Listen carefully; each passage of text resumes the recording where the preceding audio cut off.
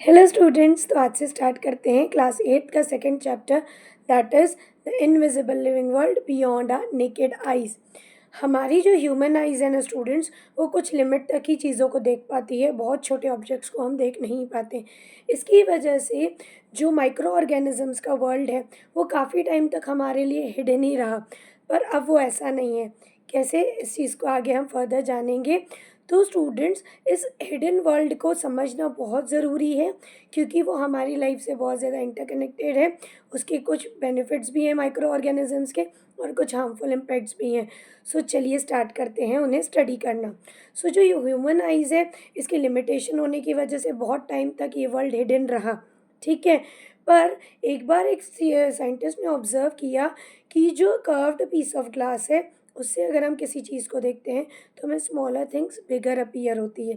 इसी का ही यूज़ करके उन्होंने क्या किया, लेंसेज का इन्वेंशन किया। अब उसका नाम लेंस ही क्यों पड़ा, क्योंकि it was resembling with lentil seeds. Lentil seeds यानी कि तूर मसूर की दाल, जो कि थिकर एट दी सेंटर होती है एंड आपके जो एजेस है वहाँ से क्या रहती है, थिन रहती है, इसलिए उनका नाम वहाँ से पड़ा लेंसेज, ठीक है। धीरे धीरे करके लेंसेज क्या होते गए, और ज़्यादा पावरफुल, एंड इसकी वजह से इन्वेंशन हुआ आपके माइक्रोस्कोप का। अब माइक्रोस्कोप में क्या फिट होते हैं, बेसिकली ये आपके लेंसेज, जिसको हम मैग्नीफाइंग लेंसेज भी बोलते हैं।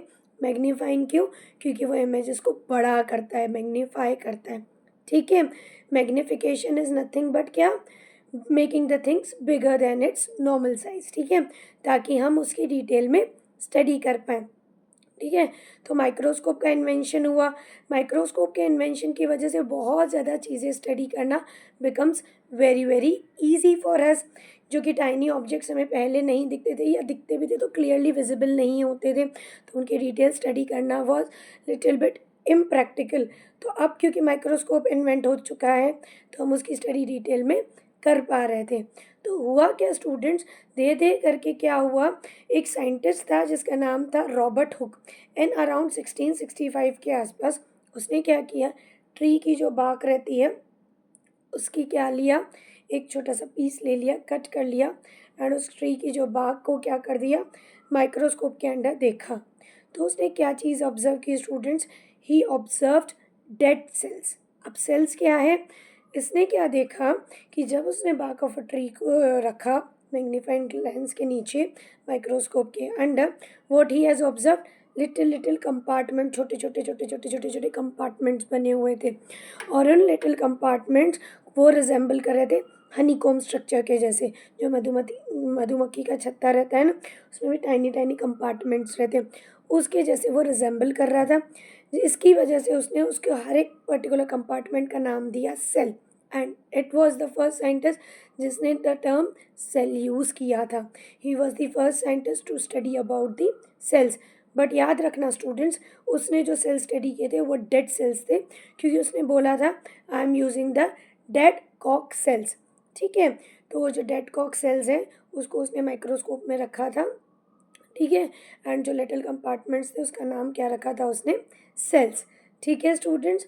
देन आफ्टरवर्ड्स इसी के ही around the next scientist was Antonie van Leeuwenhoek, ठीक है। इसने क्या किया था, जो रॉबर्ट हुक था उसने अपनी बुक भी लिखी थी। उसने जो माइक्रोस्कोप में स्टडी किए थे डिफरेंट डायग्राम्स, बहुत सारी चीज़ें रिगार्डिंग द सेल स्ट्रक्चर, उसको ड्राइंग्स के थ्रू उसने अपनी बुक में डिटेल में पूरा स्ट्रक्चर करके डिटेल स्टडी को उसने पब्लिश भी किया था, जिसका नाम था मैग्नीग्राफिया, ठीक है। और फिर उसके बाद साइंटिस्ट कौन आया था, एंटोनी वैन लेवेनहुक।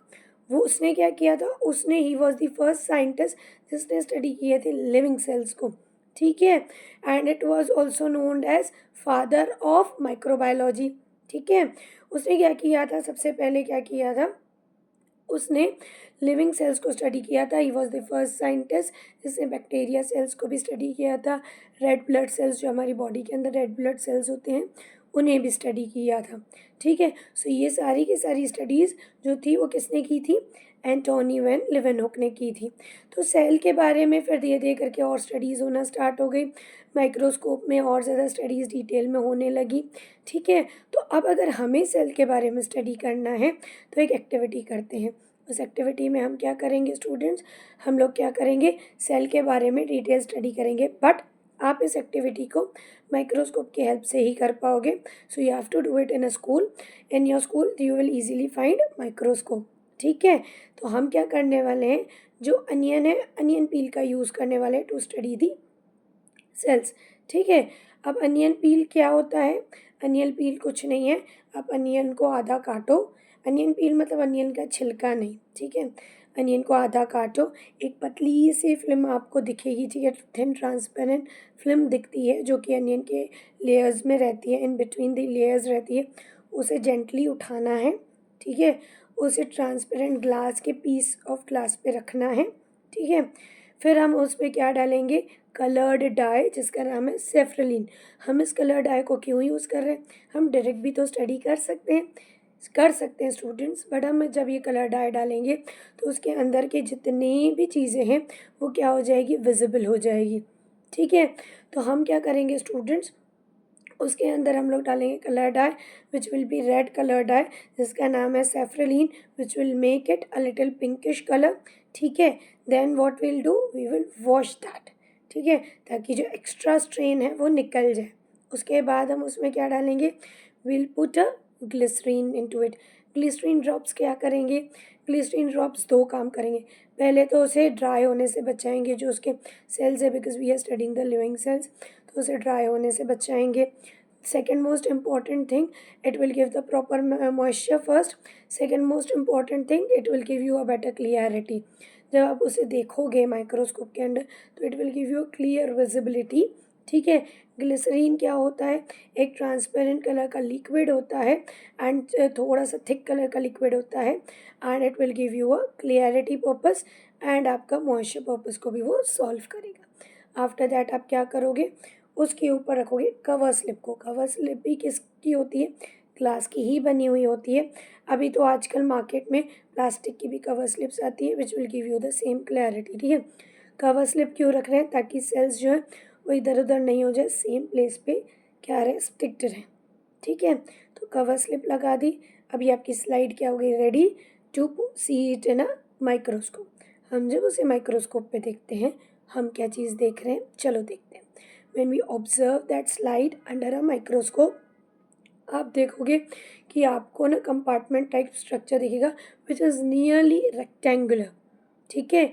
जो डेड कॉक सेल्स हमने स्टडी किए थे, जो रॉबर्ट हुक ने स्टडी किए थे, that were looking like a honeycomb structure, but ये रेक्टेंगुलर, नियरली रेक्टेंगुलर रहते हैं. ठीक है. आपको क्या क्या चीज़ें उसमें दिखेगी? लेबलिंग बहुत इंपॉर्टेंट है, ध्यान से देखो. सेल वॉल दिख रही है, सेल मेम्ब्रेन भी है बट वो इनर लेयर में है, शायद आपको क्लियरली विजिबल नहीं होगी. अगर आप देखोगे, एंगल चेंज करोगे तो आपको आपके ऑब्जर्वेशन में सेल मेम्ब्रेन भी दिखेगी. सेंटर में आपको एक डॉट दिख रहा है पिंक कलर का, दैट इज़ न्यूक्लियस. एंड जो खाली जगह दिख रही है एक्चुअल में वो खाली जगह नहीं है, वो है साइटोप्लाज्म. एंड उसके अंदर बहुत सारी चीज़ें और भी होती है जिसे हम चैप्टर में आगे सीखेंगे. खाली जगह दिख रही है पर वो खाली नहीं है, जिसका नाम क्या है स्टूडेंट्स? साइटोप्लाज्म. ये लेबलिंग बहुत इंपॉर्टेंट है. एंड जब हमने ये सेल स्टडी किए थे तो it was resembling like a bricks. ठीक है. जो दीवार रहती है उसकी ब्रिक्स के जैसे वो रिजेंबल कर रही है because they are nearly rectangular. So students, इस एक्टिविटी के थ्रू हमें एक चीज़ समझ में आ गई है कि जो लिविंग सेल्स होते हैं, जो सेल्स हम लोग स्टडी करने वाले हैं, उसमें क्या क्या चीज़ें इंपॉर्टेंट है. जो चीज़ें रहती है, सेल वॉल रहती है. अगर हम प्लांट सेल स्टडी कर रहे हैं, पहले चीज़ सेल वॉल है. देन उसके बाद क्या है? सेल मेम्ब्रेन है. उसके अंदर हमें न्यूक्लियस दिखा और साइटोप्लाज्म दिखा. दूसरी इंपॉर्टेंट चीज़, हम स्लाइड को हमने प्रिपेयर कैसे किया? हमने उसके अंदर डाई डाली. डाई क्यों डाली थी? क्योंकि उसके अंदर क्या है? हल्का सा स्ट्रेन है और हम चीज़ों को क्लियरली विजिबल देख पाएँ. Then we putted some glycerine into it for the moisture, not letting it dry, plus for the better clarity students. So ये activity under your teacher guidance आप लोग करोगे एंड इसके थ्रू आपको क्लियरली समझ में आएगा कि सेल दिखते कैसे हैं एंड उनके बारे में स्टडी कैसे किया जाता है. See you in the next part of this chapter. Follow and subscribe my channel for more such interesting videos. Thank you.